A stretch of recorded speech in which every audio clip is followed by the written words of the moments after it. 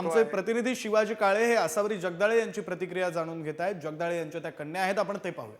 स्त्रियांचे पती त्यांनी मारले, त्यांच्या डोळ्यांसमोर त्यांना मारलं आणि त्याचाच बदला म्हणून त्यांनी हे नाव सिंदूर हे त्या मिशनचं ठेवलं. ह्याच्यासाठी जे काय आज घडलं त्याच्यासाठी मी सरकारची खूप खूप आभारी आहे. आणि मला असं वाटतं की आमच्या आयुष्यातले जी लोक गेली आहेत त्यांना, ज्या 27 कुटुंबांमधली लोक गेली आहेत, ज्यांना वीरमरण आलं, त्यांच्यासाठी खऱ्या अर्थी श्रद्धांजली.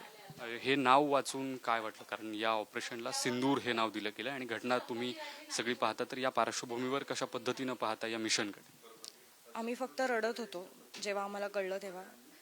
म्हणजे आमच्या माणसांसोबत जे घडलं, म्हणजे माझ्या वडिलांना मारलं किंवा ज्या स्त्रियांच्या पतींना मारलं, त्याचाच बदला आज मोदींनी घेतला आहे. मला असं वाटतं हे नाव पण त्यांनी त्याच्यामुळेच ठेवलं असेल की जेव्हा जिथे आम्ही होतो श्रीनगरमध्ये आणि आमच्या कुटुंबियांना भेटायला अमित शहाजी आले होते, तेव्हा सगळ्या बहिणींचं एकच म्हणणं होतं की हम सबके पती छीन लिए, हम आपकी बहने हैं, आप कुछ करो. कदाचित ह्याच कारणामुळे त्यांनी हे नाव ठेवलं असावं असं आम्हाला वाटतंय. आणि नाव वाचून आम्ही खूप भावूक झालेलो, आम्ही खूप रडत होतो की जेवढ्या पण स्त्रिया आहेत त्यांच्या पतींना मारलं, त्याचाच बदला आज मोदींनी घेतलेला आहे. जी दहशतवादी तळ आहेत तिथली ती उद्ध्वस्त करण्यात आलेली आहेत. या सगळ्या प्रक्रियेत जे निष्पाप लोक गेले, तर कशा पद्धतीनं आणखी पुढची पावलं उचलली जावी? पुढच्या तुमच्या काय अपेक्षा आहेत? मला असं वाटतं कदाचित ही फक्त सुरुवात असावी. कारण आमची प्रत्येक वेळेला सरकारला एकच विनंती आहे की हा दहशतवाद मुळापासून त्यांनी संपवावा.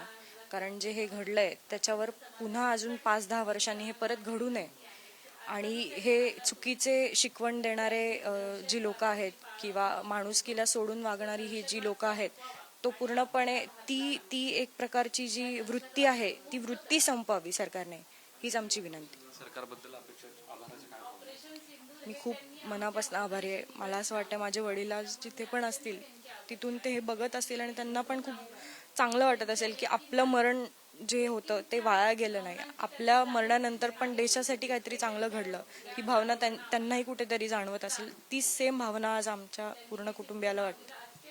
ह्या सगळ्या मिशनमध्ये ज्या पद्धतीनं भारताकडून सगळा हल्ला केला जातोय पाकिस्तानवरती आणि बदला घेण्याचा जो प्रयत्न अजूनही सुरू आहे, तुम्ही म्हणताय तसं ही सुरुवात असू शकते. अगदी सगळ्यात ताकद, सगळे प्रयत्न जे केले जातील, तर तुमच्यासह तुमच्या परिवारातले सदस्य काय म्हणतात जेव्हा हे सगळं तुम्ही पाहताय? हे अभिमानास्पद आहे, तर या सगळ्या घटनेबद्दल काय वाटतं? आम्हाला अभिमान वाटतो की आम्ही भारताचे नागरिक आहोत आणि आपलं सरकार शांत न बसता त्यांनी ह्याच्यावर एक उत्तर दिलेलं आहे या सगळ्या घटनेवर.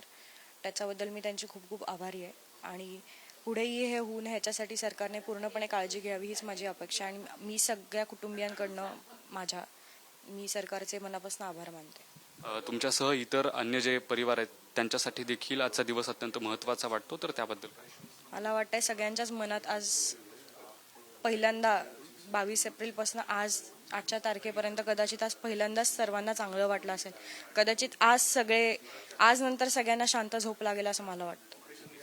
या निमित्तानं ज्या पद्धतीनं भारताकडून हल्ला केला जातोय पाकिस्तानवरती आणि या ऑपरेशनचं जे नाव दिलं गेलं आहे, हे नाव वाचून आमच्या डोळ्यांमध्ये पाणी आलं आणि आम्हाला प्रत्येकाला आपल्या सरकारचा अभिमान वाटतोय. अशा पद्धतीची भावना आहे ती संतोष जगदाळे यांच्या परिवारातल्या सदस्यांकडून व्यक्त केली जाते. ज्यात प्रगती ही त्यांची मुलगी आहे. तिने सांगितलं की पंतप्रधान नरेंद्र मोदींनी हे जे नाव दिलं ते आमच्या सगळ्या परिवारातले किंवा भारतातले जे लोक त्या ठिकाणी गेलेले होते, त्यांचे जे पती होते, त्यांचं त्या ठिकाणी निधन झालं, अर्थात ते बळी पडले आणि त्यानंतर हे जे नाव दिलं गेलेलं आहे ते अत्यंत महत्त्वाचं आहे. आणि कृतज्ञतेची जी भावना आहे ती या ठिकाणी या परिवारातल्या सदस्यांकडून व्यक्त केली जाते.